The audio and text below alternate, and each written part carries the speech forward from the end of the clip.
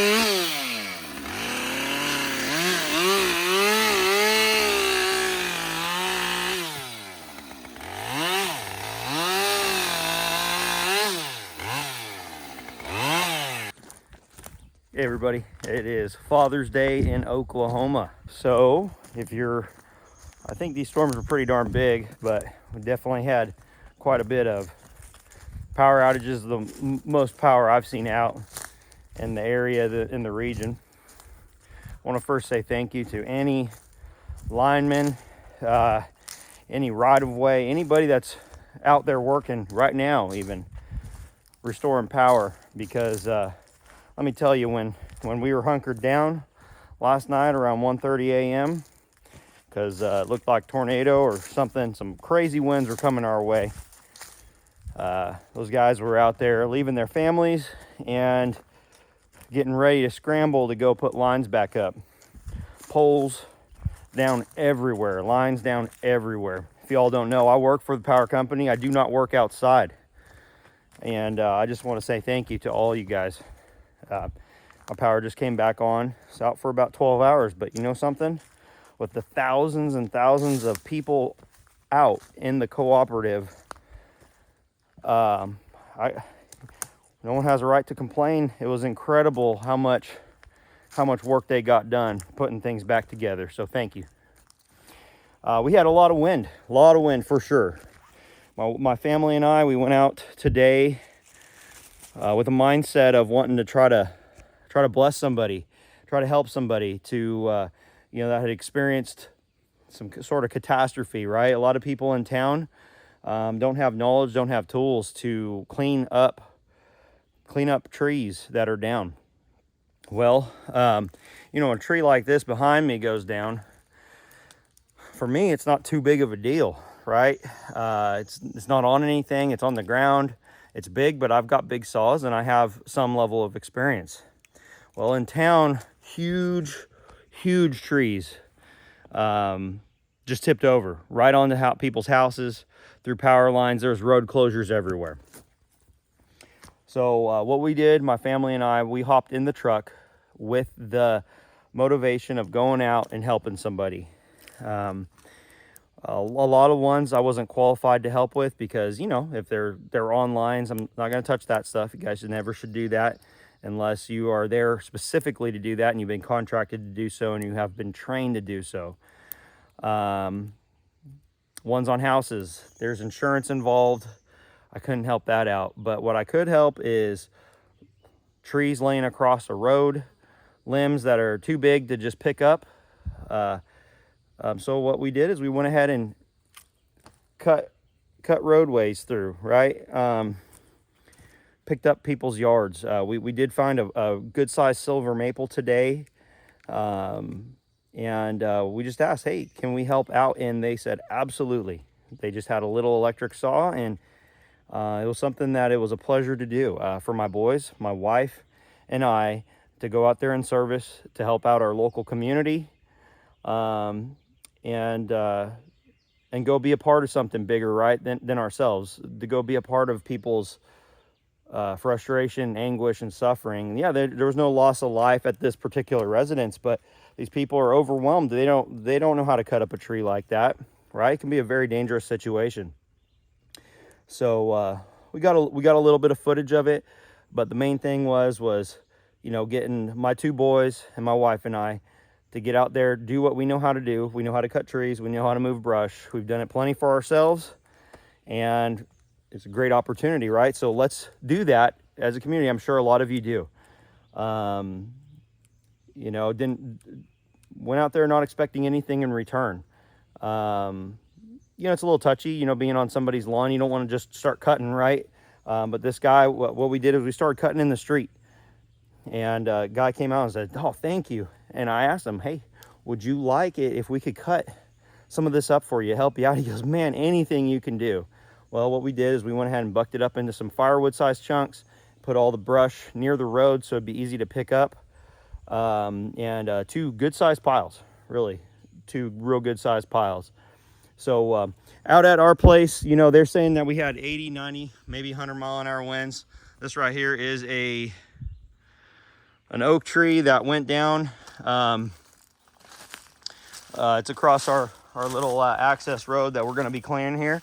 No big deal. We get it.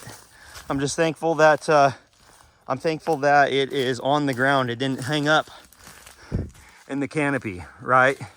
I mean, it could have done that. But here we are. It's across our road. Let me zoom into that trunk. It's hollow.